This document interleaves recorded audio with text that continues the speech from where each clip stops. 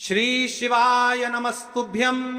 दोस्तों, आप सभी लोग जानते हो कि 10 सितंबर 2025 यानी कि बुधवार के दिन संकष्टी चतुर्थी पड़ रही है। और दोस्तों, यह बात तिथि है जो भाद्रपद मास में पड़ने वाली सबसे बड़ी और सबसे महान तिथि है, क्योंकि यहाँ भाद्रपद मास में पड़ रही है और विशेषकर अभी श्राद्ध पक्ष के दिन चल रहे हैं।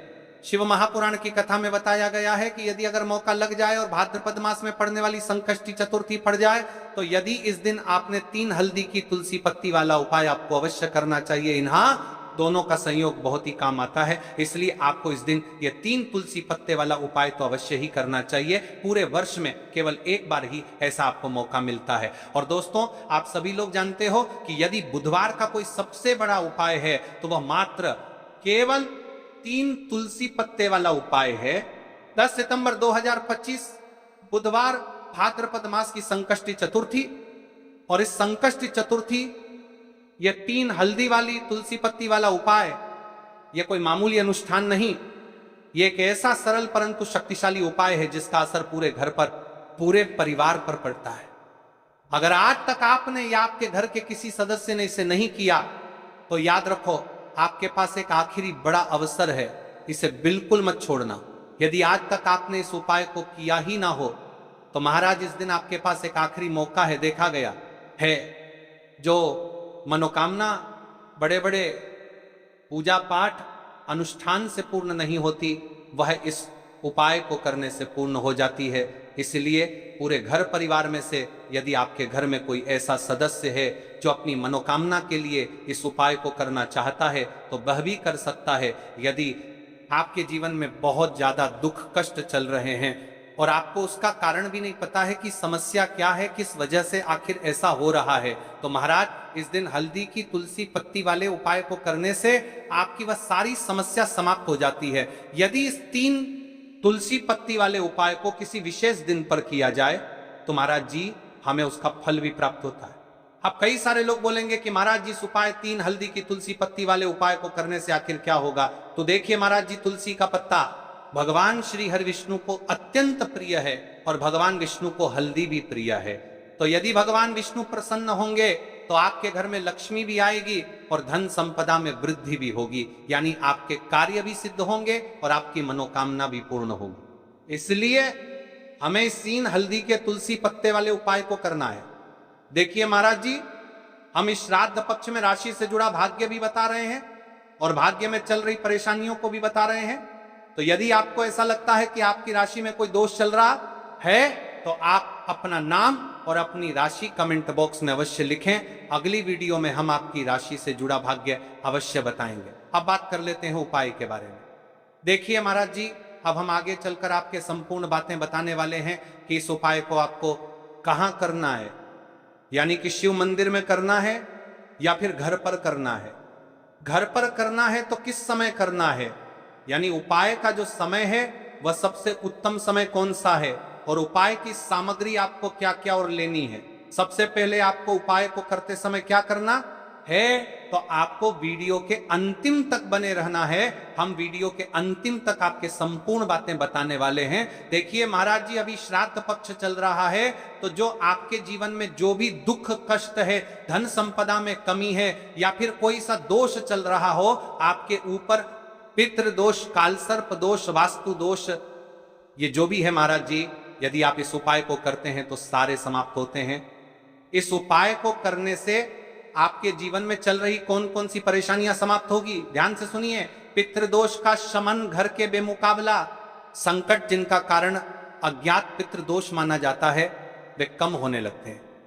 घर में जो बार बार मतभेद, रोग या आर्थिक उलझन बनी रहती थी, उसमें शांति नजर आती है। विवाह, संतान सफलता संबंधी समस्याओं का समाधान। जिन घरों में संतान या विवाह से जुड़ी समस्याएं थीं, उन्हें सकारात्मक संकेत मिलने लगे हैं। रोजगार और व्यापार में उन्नति अटकने हटती हैं, पुराने गड्ढे धीरे धीरे खुलते हैं, नए अवसर आते हैं। मानसिक शांति व आत्मविश्वास, सबसे बड़ा लाभ अक्सर यह होता है कि मन हल्का हो जाता है। जब मन शांत होगा तो निर्णय बेहतर होंगे। घर में सौहार्द बढ़ना, पितरों की शांति से घर का वातावरण बदलता है। लेकिन छोटे मोटे झगड़े कम होते हैं। रक्षा एवं आशीर्वाद, अनेक लोगों ने बताया कि संकट के समय अचानक कोई सहायता मिली, वह पितृ आशीर्वाद की अनुभूति होती है। ये सारी चीजें चमत्कार की तरह नहीं आती अगर व्यक्ति अपने कर्म नहीं बदलता, पर यह उपाय मन भाव और कार्य को एक नई दिशा देता है और उसी दिशा से बाहरी परिणाम स्थायी बनते हैं। अब बात करते हैं कि इस उपाय को किस समय करना चाहिए। देखिए महाराज जी, इस उपाय को करने के 2 समय बताए गए हैं, सुबह का समय, प्रदोष काल का समय। कई सारी माता बहनें सुबह के समय इस उपाय को करना चाहती है तो वह सुबह के समय इस उपाय को कर सकती है। सुबह का समय सबसे शुभ माना जाता है, विशेषकर पूजा पाठ और उपासना के लिए सुबह का समय बहुत उत्तम है। सबसे श्रेष्ठ समय सुबह 7:00 बजे से 8:00 बजे तक। यदि कोई व्यस्त है और वह इस उपाय को करना चाहते हैं तो सुबह 10:00 बजे तक कर सकते हैं। और यदि कोई माता बहन चाहे कि वह 12:00 बजे से पहले कर लें तो भी मान्य है। बस इतना ध्यान रखना है कि दोपहर 12:00 बजे से बाद नहीं होना चाहिए। अब देखिए महाराज की बात कर लेते हैं प्रदोष काल के समय के बारे में। प्रदोष काल का समय दूसरा श्रेष्ठ समय है प्रदोष काल। प्रदोष काल का अर्थ है संध्या के समय का वो विशेष मुहूर्त, सबसे श्रेष्ठ समय शाम 5:00 बजे से 6:00 बजे तक। यदि इस समय न हो पाए तो रात 8:00 बजे तक कर सकते हैं, लेकिन याद रखिए 8:00 बजे के बाद यह उपाय न करें। अब कई सारे लोग कमेंट करके हमसे ही समय पूछने लगते हैं कि महाराज जी आप ही बता दीजिए सबसे उत्तम समय कौन सा है, कौन सा समय चुने। यदि आप प्रदोष काल में करें तो दीपक साथ ले जाएं, यदि आप सुबह करें तो गंगा जल साथ रखें। दोनों समय पर भगवान विष्णु प्रसन्न होते हैं, आप किसी भी समय कीजिए। अब देखिए बात कर लेते हैं इस उपाय की सामग्री के बारे में कि इस उपाय के लिए आपको क्या क्या सामग्री चाहिए। 3 तुलसी पत्तियां ताजी हो तो उत्तम। यदि एकादशी का दिन है तो तुलसी नहीं तोड़नी चाहिए। ऐसे में घर में रखी सूखी तुलसी पत्तियां भी उपयोग में ली जा सकती हैं। यदि आपके घर में तुलसी का पौधा नहीं है तो आप किसी पड़ोसी या परिचित से ले सकते हैं। देखिए भगवान विष्णु को हल्दी अत्यंत प्रिय है, तो अब हमें हल्दी लेना है। 1 चुटकी हल्दी, रसोई घर की हल्दी चलेगी, शुद्ध हल्दी का प्रयोग करें।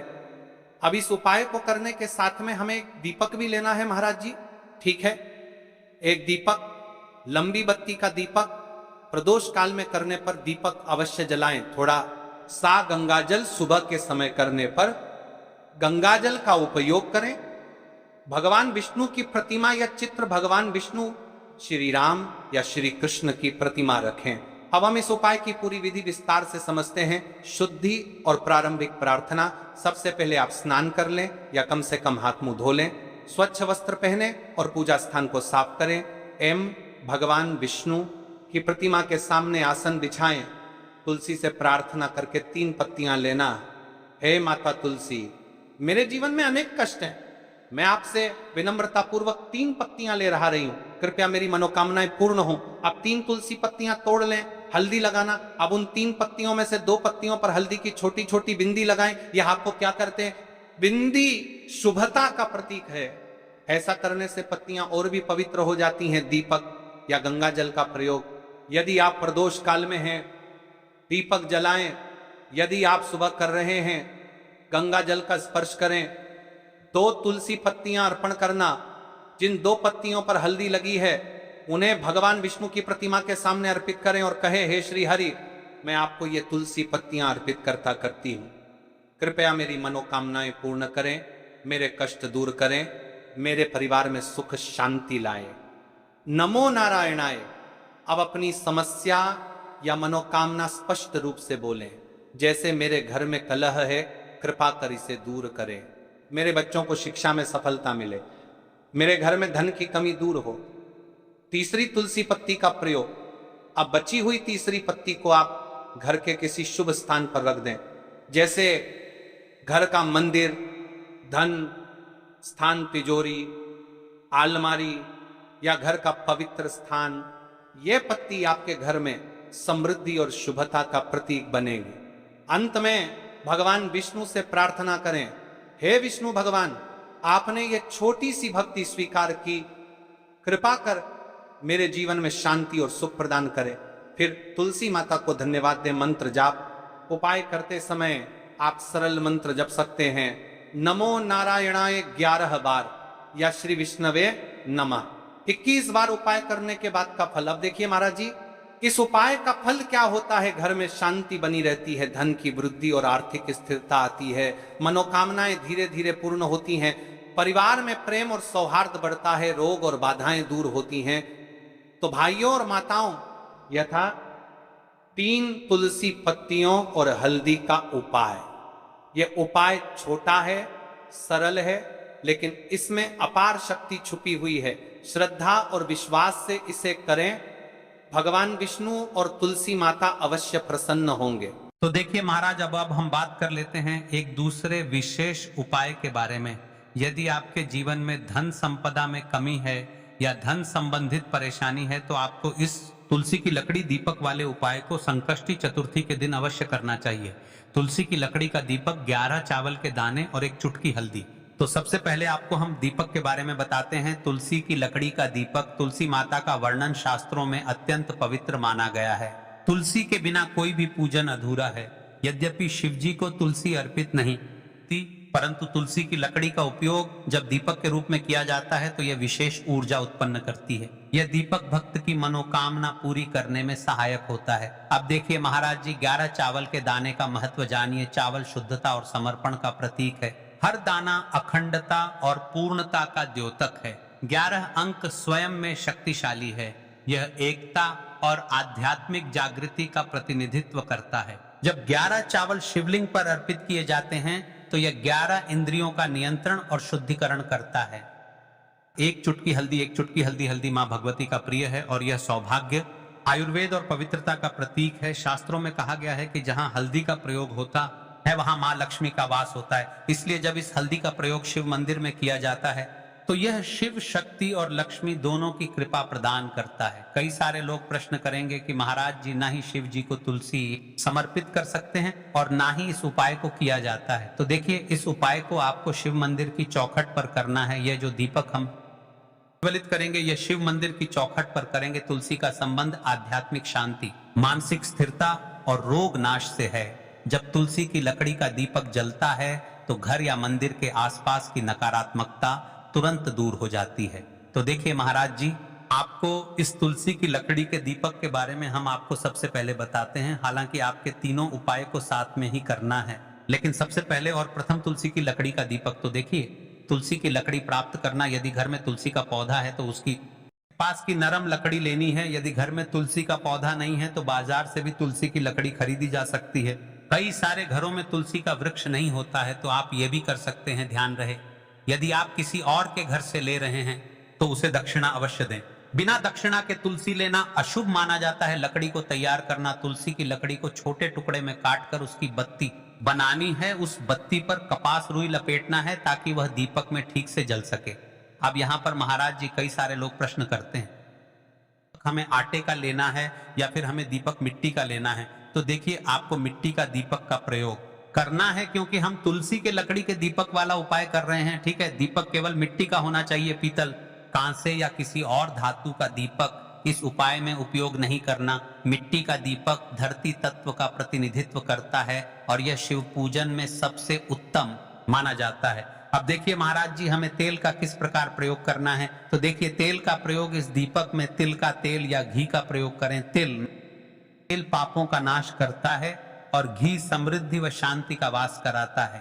अब कई सारे लोग प्रश्न करते हैं कि महाराज जी, आपने हमें यह तो बताया ही नहीं कि कितने दीपक का उपाय करना है, आखिर दीपक कितने बने हैं। तो देखिए, कितने दीपक जलाने चाहिए। यदि समस्या बहुत बड़ी है, जीवन में गहरा संकट है, तो 5 दीपक जलाने चाहिए। यदि सामान्य कामना है तो 1 दीपक भी पर्याप्त है।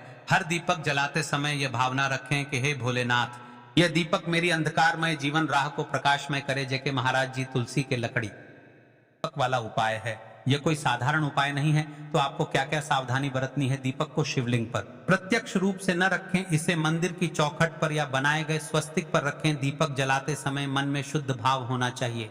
दीपक बुझने के बाद उसकी राख को पवित्र स्थान पर ही विसर्जित करें। महाराज जी, जैसे ही तुलसी की लकड़ी का दीपक जलता है, वैसे ही साधक को एक अलग ही शांति का अनुभव होता है। मन का तनाव समाप्त होता है, आंखें बंद करके जब दीपक की लौ के सामने बैठते हैं तो लगता है कि यह लौ सीधे आत्मा संवाद कर रही है। यह लौ मानो भगवान शिव के आशीर्वाद का प्रतीक बन जाती है। अब देखिए महाराज जी, हम बात कर लेते हैं 11 चावल के दाने वाले उपाय के बारे में। ठीक है, 11 चावल का धार्मिक महत्व। महाराज जी, चावल अन्न केवल भोजन का साधन नहीं है, बल्कि इसे पूर्णता, शुद्धता और अखंडता का प्रतीक माना गया है। वेदों और पुराणों में अन्न को अन्न देवता कहा गया है। अन्नम ब्रह्मेति व्यजानात्, यह उपनिषद का कथन है। अर्थात अन्न स्वयं ब्रह्म है। इसलिए जब भक्त शिव जी को चावल अर्पित करता है तो केवल एक दाना नहीं चढ़ाता, बल्कि अपनी आत्मा और जीवन का समर्पण करता है।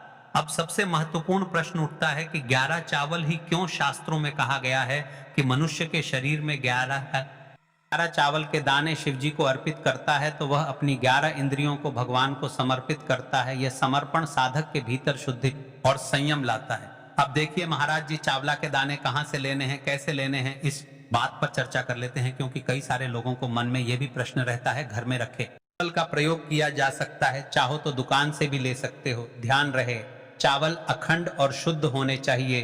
टूटे हुए दाने अशुभ माने जाते हैं। 11 दानों को अलग करके एक छोटे डिब्बे या पुड़िया में सुरक्षित रखना है। चावल अर्पण की विधि। अब सुनिए महाराज जी, 11 चावल के दानों का प्रयोग कैसे करना है। अब देखिए महाराज जी, जैसे ही आपके चावल के दाने आप एक पुड़िया में रख लेते हैं, अब आपको शिव मंदिर में जाकर के इस उपाय को करना है।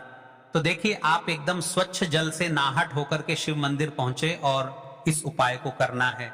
तो देखिए, कई सारी मेरी अन्य माताएं बहनें रहती हैं जो शिव मंदिर में जाती से ही दूसरी अन्य माता बहनों से सामग्री मांगने लगते हैं, जैसे कि ओ जीजी अपने बेलपत्र लाए हो क्या, एक देना, आज मैं लाना भूल गई, वह जीजी थोड़े से फूल दे दो। तो देखिए, आपको शिव मंदिर में जाकर के ये नहीं करना है। आप सिर्फ अपनी सामग्री से उपाय कीजिए और घर आ जाइए। ठीक है, जब मंदिर जाएं, सबसे पहले शिवलिंग पर गंगा जल या शुद्ध जल चढ़ाएं। एयूएम नमः शिवाय का जप करते हुए शिवलिंग का ध्यान करें। अब सबसे पहले एक दाना गणेश जी के स्थान पर अर्पित करें, क्योंकि गणेश जी बिना हर कार्य अधूरा है। इसके बाद शेष 10 दानों को एक एक करके शिवलिंग पर अर्पित करें। हर दाना चढ़ाते समय मन में एक एक प्रार्थना करें, जैसे पहला दाना है शिव, मेरे जीवन से रोग दूर करो। दूसरा दाना है महादेव, मेरे घर में सुख समृद्धि लाओ। तीसरा दाना है भोलेनाथ, मेरे संतानों को रक्षा दो। चौथा दाना, मेरे व्यवसाय नौकरी में सफलता दो। 5वां दाना, मेरे परिवार में एकता बनी रहे। इसी तरह हर दाने पर अपनी मनोकामना रखनी है, भावनाओं की शक्ति। जी, ये ध्यान रखना बहुत जरूरी है कि चावल अर्पण करते समय मन शुद्ध होना चाहिए। अगर चावल चढ़ाते समय मन में संदेह होगा तो उपाय फल नहीं देगा, लेकिन यदि दानों को अर्पित करते समय हृदय से प्रार्थना होगी तो भगवान शिव तुरंत सुनेंगे। चावल का आध्यात्मिक प्रभाव। चावल का रंग सफेद है, यह शांति और पवित्रता का प्रतीक है। जब सफेद चावल शिवलिंग पर चढ़ाए जाते हैं तो यह साधक के जीवन से अज्ञान और अशांति को मिटाकर ज्ञान और सुख प्रदान करता है। 11 दाने सामूहिक रूप से पूर्णता का भाव लाते हैं। प्रत्येक चढ़ाते समय यह मंत्र बोल सकते हैं, ओम त्र्यंबकम यजामहे सुगंधिम पुष्टिवर्धनम उर्वारुकमिव बंधनान मृत्योर्मुक्षीय मामृतात्, या केवल ओम नमः शिवाय का जाप भी पर्याप्त है। उपाय करते समय अनुभव, जब भक्त एक एक चावल का दाना अर्पित करता है तो वह अनुभव करता है कि उसका हर बोझ, हर कष्ट शिवजी को सौंप रहा है। हर दाना एक प्रतीक है दुख का बोझ हटाने का और सुख का द्वार खोलने